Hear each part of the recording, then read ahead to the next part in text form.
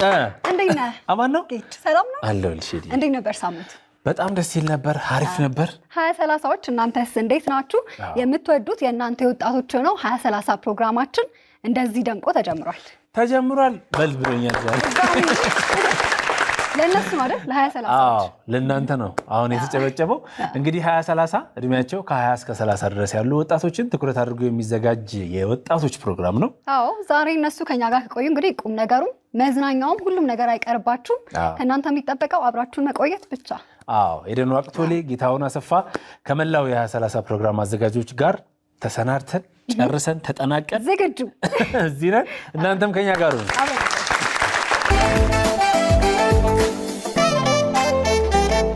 2030ን እያያችሁ ነው የምትገኙት። አሪፍ ጊዜ እያሳለፋችሁ እንደሆነ ተስፋ እናደርጋለን። እንግዲህ ከዛሬው እንግዳችን ጋር ተመልሰናል። የዛሬው እንግዳችን ብዙዎቻችሁ በቀልዱ በሚያዝናኑት የሶሻል ሚዲያ ቪዲዮዎቹ ታውቁታላችሁ። እናም እዚህ ማየት እንፈልጋለን 2030 ላይ ያላችሁን ጠራ ነው። በቃ ይሉንታ ያለበት ሰው እሱን ሲያየው በቃ እኔን የተናገርከው እያለ ያደንቀዋል። የብዙዎቻችን ችግር ነው እንግዲህ ይሉንታ። ያንን በቀልድ መልክ እያደረገ እንድናስተካክል እንድንለወጥ የሚያበረታ ወጣት ነው። መገርሳ አቢሳ ወይንም ደግሞ ተንኮሱ እዚህ ነው ያለው። ሰላም ነው እንዴት? ሰላም ደህና ነህ? መጥቻለሁ። መጣህ? አዎ። ምንድነው እንደዚህ ሆነ የመጣኸው? እንትን ነው። አይ ልብስ ከአጠብኩ አይደርቅም ይሆናል። አዎ ለዛ ነው። እና ግባ እንጂ ታዲያ። ኧረ እዚህ ሆናለሁ። ችግር የለም። ለምን? አይ እዚህ እንትን ምንጣፉ አይ እዚህ ሆናለሁ። ተናገር አንተ። እዚህ ሆናለሁ። እውነት አይደለም። ችግር የለውም። እርገጠው ምንጣፉን። ይሄ ምንጣፉ አይ ይሄ እኮ ንጹህ ነው። ምንጣፉን እርገጠው። እዚህ ጋር ቁጭ በል። ተው እንግዲህ። ኧረ ተው እንግዲህ። ጭራሽ አይወለቅም። አይ ተው በቃ ልሂድ። ተው አይ አይደለም እንትን ነው ችግር የለውም። እውነት ይወለቃል እኮ ቤትም አንዳንዴ ልተኛ ሲል ቃል አይደለም። ዛሬ የ2030 እንግዳ ነህ። 2030 ይሄ ሶስቱ ቲቪ በዛ አንድ እንትን ሰው የኖረ ነው። እውነት አንድ የለኝም። እውነት ተው በቃ እውነት አንተ ልታበሳጭኝ ነው። ሶስት እኮ ነው። አንድ የለኝም። እውነት ተው በቃ አንተ ልታይ ቁጭ በልና መገርሳ እንጫወት። በቃ ነው። እንዴ መሬት ላይ እዚህ ሆናለሁ። ተናገር እንግዲህ አንተ። እዚህ ነው የሚመቸው። እውነት ሆኖ አይ ተው ተነስና ቁጭ ይሄም ንጹህ ነው። ይሄ ራሱ እውነት ምን ይሻላል? እውነት ቁጭ ብያለሁ። እውነት እኔ ይመችሃል? እንደዚህ ሆኖልኛል። ተኛበት ራሱ መገርሳ አንተ ቀበሉ። ተው አታህን ይሰራል ነው። እውነት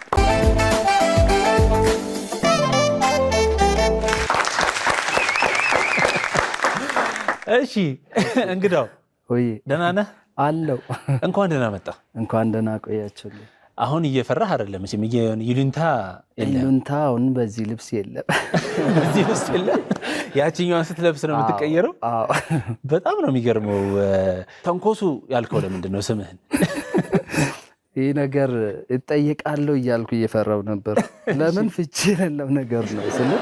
ተንኳሽ ነገር ይመስላል። ነገረኛ ደግሞ አይደለህም እኮ አንተ። እንትን ነው እየሰራ እያለን አንዳንዴ ምን ብዬ ልጥራ አለችኝ።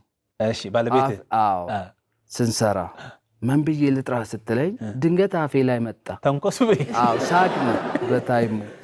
ስትጠራ ያን ስም ስትሰማ እኔም ሳቅኩ። ለምን አልገመድኩም እንደዚህ ቃል ድንገት ካፌ ወጣ። ከዛ በቃ ሰውም ኮመንት ላይ የስሙ አድናቂ እየሆነ መጣ። ስሙን እየወደደ መጣ። ተንኮሱ ነው እሷም ስትጀምር የምትለው። ተንኮሱ እያለች ተንኮሱ። አሁን ሰፈር ውስጥም ተንኮሱ የምትባል ይመስለኛል። እንደዚህ ነው የምጠራኝ። ተው እንጂ እውነት በቃ ስሜ ሆኗልና ዞር ብያ ያለው ተንኮሱ ሲሉ ዞር ትላለች። ብዙዎች ይሄ ይሉንታ የሚያመጣውን ጉዳት የሚያሳይ በቃ የይሉንታ አምባሳደር ነው የሚሉ። አንተ ግን ይሉንታ አለብህ? ይሉንታ ድሮ ነው እንጂ አሁን ብዙም አይደለም። ድሮ ነበረብህ? ድሮ አዎ። ከዛ በትሬኒንግ አቆምኩ። ምን አይነት ይሉንታ ነበር የነበረብህ? ስለ እፈራለሁ፣ ሰው እፈራለሁ። የሆነ አንድ ነገር መጠየቅ በቃ ብዬ ተዋለሁ ለመጠየቅ። አዎ እና ሰው ቤትም ሲሄድ ምን አጋጠመኝ መሰለህ አዲስ አበባ ስመጣ እሺ ዘመድ ቤት ሂጄ ሳኔ የምነሳላ ምግብ እኔ ለመርኩት ሰው አቅርቦ እንድመጣልኝ ተነስና ውሰድ ስሉኝ አይ አልኩት። ቢፌ ሆኖ ማለት ነው። ቢፌው ነው። ከዛ ቆየው ራበኝ። እዛ አልበላ ወጥቼ ሆቴል በላሁትና ተነስቶ መብላት ፈርተህ በቃ በራሴ እንጀራውን አንስቼ ወጥ መጨመር እንደዚህ ብቻ ከበደኝ። እንግዳውኝ ሄጄ እውነትም ይሉኝታ አዎ እውነትም ይሉኝታ በራሞቼ ነበር። ቲክቶክ ላይ በጣም በአጭር ጊዜ ውስጥ ነው ተወዳጅነት ያገኘው። ስንት ዓመት? 1 ዓመት ከምናምን አይደል? 1 ዓመት ከምናምን። አዎ ማለት ከሚሊየን በላይ ፎሎወር። ከዛ ቪዲዮዎችህን ሳየው በጣም ብዙዎች የሚዝናኑበት ነው። እኔ ገና አካሄድህን ሳይሆን ማለት የፈጠርከው ካራክተር አለባበስ ከአክት ጀምሮ እድሜ ልክህን እያሰብክበት የመጣህ ነው የምትመስለው። እኔ ግን ስሰማ አንተ ጭራሽ እንደውም እንደዚህ አይነት ነገር መስራት አታስብም ነበር በፊት? ነው አላሰብኩም። ስለ እንደዚህ እኔ በኮሜዲ ዘርፍ እሰራለሁ ብዬ አላሰብኩም ጭራሽ። ግን አንዳንዴ ሰው ለምንድን ነው አትሞክርም እንደ ሚዲያ እንደዚህ ቁጭ ብለን ብዙም አልጫወትም ስናገር ግን ጣል ስታረግ በቃ እሱም የሚቀርብ ሰው ሲሆን ነው እንጂ ከአዲስ ሰው ጋር ብዙም አላወራም። እና በግድ ገፍቶኝ ነው ወደዚህ ያመጡ። ምንድን ነበር መሆን የምትፈልገው? ድሮኔ ነጋዴ፣ ሀብታም በቃ ባለብር መሆን ነበር። ሰው ሀብታም ሰው ሳይ ሜቢ የሱን በቃ ስትሪውን መጽሐፍ ላይ ሳነብ ወዳው በቃ እሱ የሰራውን አዎ ለምን አትሌቶች ራሱ እየተከተልኩ ነበር። አትሌት ስታይ የሩጫ ፍላጎት ኖሮን ሳይሆን የብር አሁን በቃ ውጭ ሀገር ዶሮ ጦ ይህን ብር ያገኛሉ የሚል ሰማና ጀመርኩ፣ ገባሁበት። ሯጭ ሆነ ጀመር። አዎ እንዲያውም ወደ አዲስ አበባ ስመጣ ወደ ሰንዳፋ በኪ ያሉ በዛት እና አክስቴ ወደዛ ነው ያለችና በቃ ጠዋት እነሳለሁ ከነሱ ጋር ሮጥክ ሰንዳፋው እና ከነሱ ጋር ስለ እኔ አትሌት መሆን ሳይሆን ሀብታም መሆን ነው ፍላጎት። በቃ ብር ያስገኛል ብለህ ስላሰብክ እና እንዴት ሆነ ታዲያ? እየሮጥኩ ያለ እግሬ አመመኝና በቃ እኛ እኮ አሞንም አቅም አለኝ አንዱ። አንተ ልምምድ ብዙ አላረክማ፣ በቃ በአንዴ ነው በስሜት የገባው።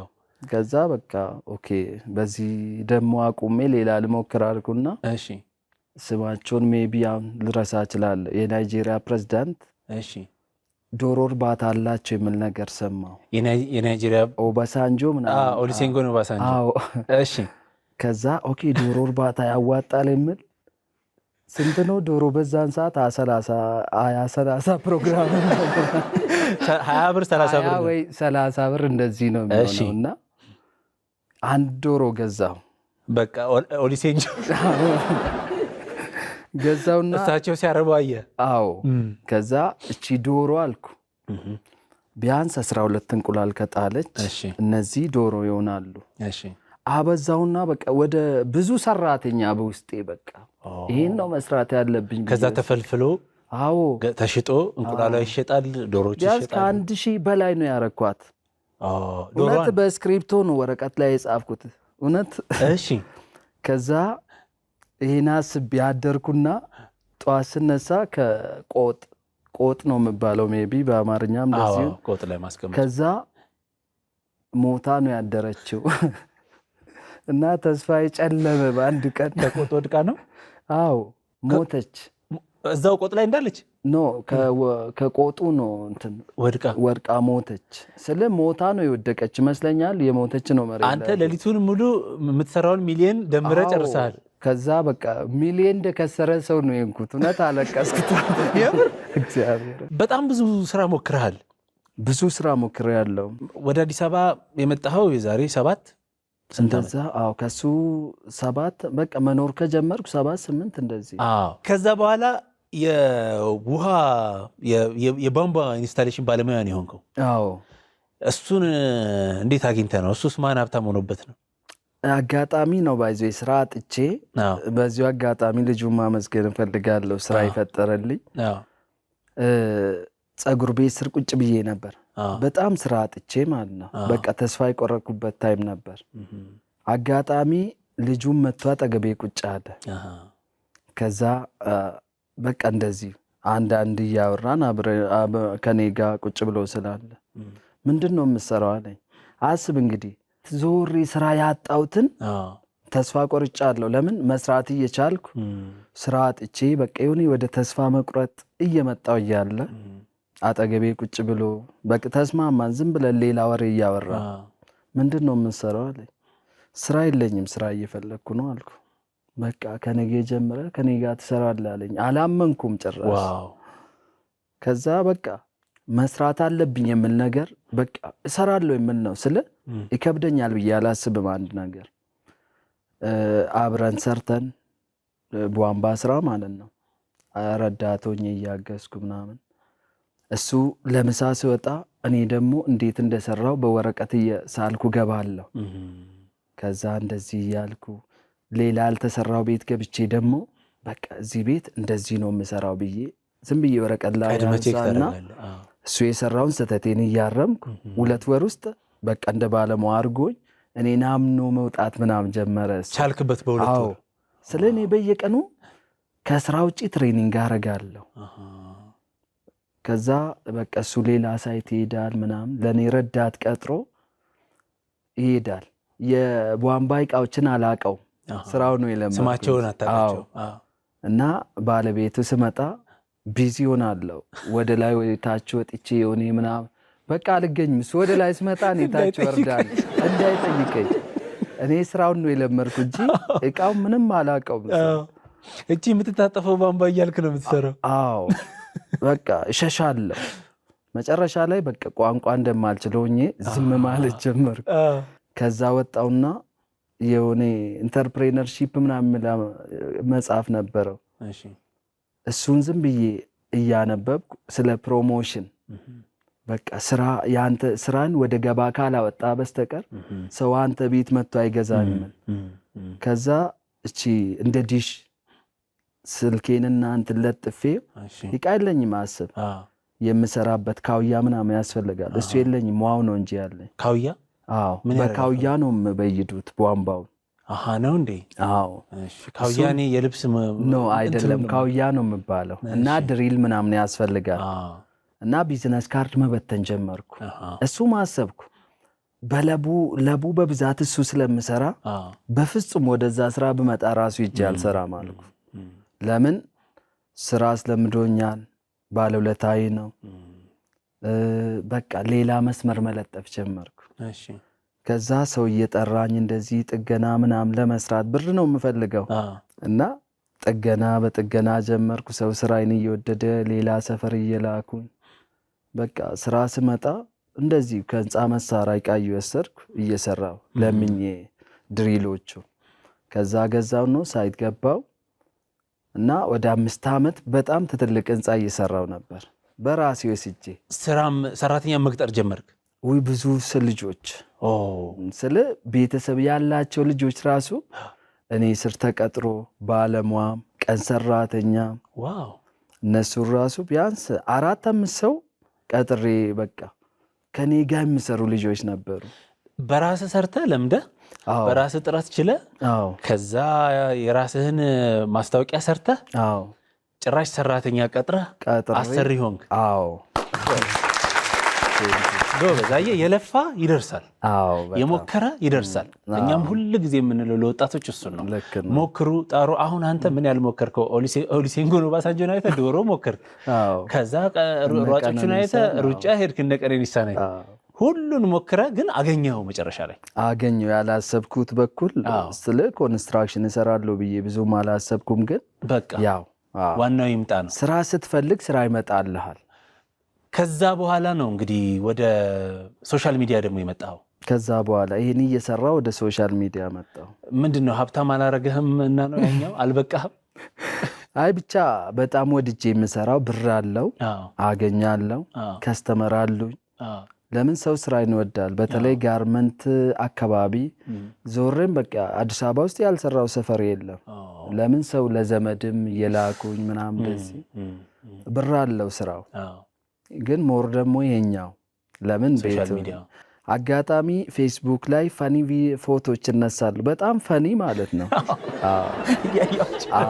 የድሮ ፎቶ ነው የሚመስሉት። የድሮ ፎቶ አዎ። ለምንድን ነው እንደዛ የምትነሳው? ስለ በቃ የሰውን እንትን ለማግኘት አቴንሽን አዎ። እና ያው ዘና ለማለት ስለ እኔ የምነሳው ፎቶ በቃ ዘና ራሴ ላይ እየቀለድኩ ነው እንጂ ሰውን አልነካውም። ሌላ ደግሞ ካልቸር ምንም አልነካውም። እና እኔ የምፖስተው ፌስቡክ ላይ በዛን ሰዓት ቲክታከሮች ደግሞ በእኔ ፎቶ ብዙ ቫይራል የሚወጣ ቪዲዮዎች ይሰራሉ። ያንተን ፎቶ እየወሰዱ አዎ የሜም ግብአት አዎ በጣም የተሰራበት ነበር። እኔ ቲክታክ አልነበረኝም በዛን ታይም። ከዛ አጋጣሚ ዝም ብዬ ቲክታክም ከፈትኩ። ብዙ ነገር እየሞከርኩ ነበር። አጋጣሚ በኦሮምኛ ነው። በኦሮምኛ ኮሜዲ ጀመርኩ። እሱ ስራ በጣም ነው ሰው የወደደው። ብዙ በቃ በጣም ቫይራል ወጣ። በጣም ተወደደ። በዛ ነው እየሰራ የነበርኩት። በዛ ፌመስ እየሆንክ መጣህ። እንደውም ቲቪ ላይ ሁላ ቀርበሃል። ስለ ወደ 8-7 ቲቪ ከሱ በላይ ነው። በኦሮምኛ ቋንቋ የሚሰሩ ሾዎች ማለት ነው። አዎ ዋው። እና እሱ ላይ ሲቀርብ ደግሞ ሰው ከዛ እያየ በቃ ፌመስ ሆኗል ምናምን። ሰው በቃ በኦሮምኛ የሚሰሙ ሰዎች በደንብ ነው የሚያውቁኝና ሳይት ውስጥ እንደዚህ ለባለቤቶቹ ነው ይሄ ልጅ እኮ ፌመስ ነው እያሉ ከዛ ቧንቧ ስራውን ስትሰራ እየታወቅክ መጣህ። እየታወቅኩ ከዛ ቲክታከር አይደል እንዴ ምናምን እያሉ ከዚህኛው እሱ አይሻልም ምናምን። ከዛ ከገባ እያወጡኝ መጡ ከውሃ ስራ። ስለ ሰው ድሮ ይጄ በ200 300 ስራ አልንቅም እሰራለሁ። ከዛ ሰው ይሄ ቲክታከር ነው ምናምን እየተባለ ስመጣ ከቲክታክ ብር ያገኛል አሉና ስለ እኔ እያገኘው አልነበርኩም በዛን ሰዓት። ግን ወደ 400,000 ምናምን ፎሎወርስ ነበረ። እና ሰው በቃ ስለምወዱኝ በቃ አይጠሩኝም ትንሽ ስራ ላይ ስራ እየፈታው ካስተመር እያጣው መጣው። ስለ ስራዬን አይደለም እንትን ያለኝ እኔን ስለምወዱ ኧረ አንተ ቲክታከር እኮ ነው ሰው ላክልኝ ነው የምሉ ስደውሉ ራሱ እና እሰራለሁ ብል ራሱ ቀልድ ነው መስላቸውና አይ በቃ ሰው ላክልኝ ረዳትን ላክልኝ ምናምን እያሉ ጀመሩ። በቃ ቲክቶክ ላይ ስለሚታይ ሀብታም ነው አዎ ብለው ወሰዱት። እንደዚህ ብር የሚያገኝ በዛን ታይ ግን ማለት ወዲያው ብር ይገኝበታል እንዴ? ወይ በፍጹም አይደለ? አዎ መጨረሻ ላይ በቃ ሙሉ በሙሉ ወደ ቤት ተመለስኩ። ስራ የሚሰጥህ አላሸብኛው ፌመስ ነው በሚል አዎ እያጣው ጭራሽ የታክሲ ራሱ እያጣው መጣው ጭራሽ። ድሮ ልጆች ቀጥሬ እንደዚህ የነበረው ስራ የታክሲ ራሱ እያጣው ምናምን መጣው። በወቅቱ ከባለቤት ጋር ነበር የምትኖረው? ከባለቤቴ ጋር አዎ። አሁን ያው አከራይ ነች ሁሉ ጊዜ? አዎ አከራዩ ነው የምትሰራው። የእሷን ፊት እኒም ሲሉ ነበረ አሳይታቸዋል? አዎ። የዛን ሰዓት እንግዲህ አንድ ላይ ነበር የምትኖሩት? አንድ ላይ ያው አንድ ልጅ ነበረ። እሷ ደግሞ ታማ ነበር? አዎ ያቺ ወቅት ላይ ነው ባይዘይ እኮ ይሄ መገጣጠሙ ገርሞኝ እኮ ነው። አዎ ተገጣጠመ። ጭንቀትም ምናምን እሷ ወደ ሚዲያ እንድመጣ አትፈልግም ነበር። ስለ ያኛው ስራ ቢዚ ሆኜ ነው የምሰራውና ለቪዲዮ ከልጆች ጋር ተገናኝቼ ስራ ፈትቼ ቤት ዞር ብዬ ቪዲዮ ስሰራ ስራ ፈታለሁ ያኛው። ይህን ስላሰበችው ደስተኛ አልነበረችም በሚዲያ ስራ እያስፈታህ ነው ብላ። ከዛ የፈራችሁም ደረሰ። ያቺ ታይም ላይ ደግሞ ታመመች። ስትታመም በቃ ወደ ሐኪም ቤት የሚወስዳት ራሱ አጥቼ ስለ ተሰማኝ ባይዞ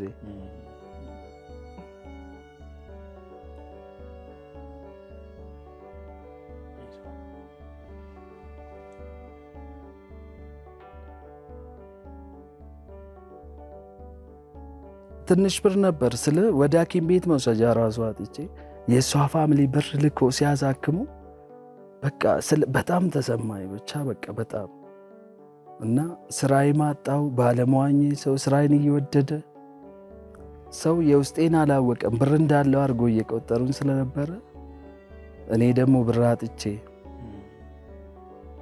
እና እሱ በጣም ብቻ ያ ታይም ብቻ ነው በጣም ደብረኝ። ስለ አሁን ተደብቄ ስለ በቃ ራሴን ደብቄ ምናምን ልሰራ ስሞክር ወይ አንዱ ያቀኛል እንደምሰራ እና ወዳው ለብቻ በቃ ለኔ ፕሮቶኮል ያስቦ ነው እንጂ ለጎዱም ሳይሆን ለኔ አንተን ከማክበር ነው የመጣው።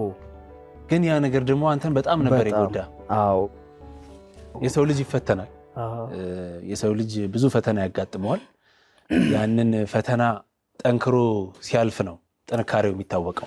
እና ያልገደለን ፈተና ደግሞ ያጠነክረናል ያጠነክራል። አሁን ከዛ በኋላ ነው እንግዲህ አንተ እንደው ምናልባት ያ የለውጥ ጊዜህም ይመስለኛል። አሁን እንደዛ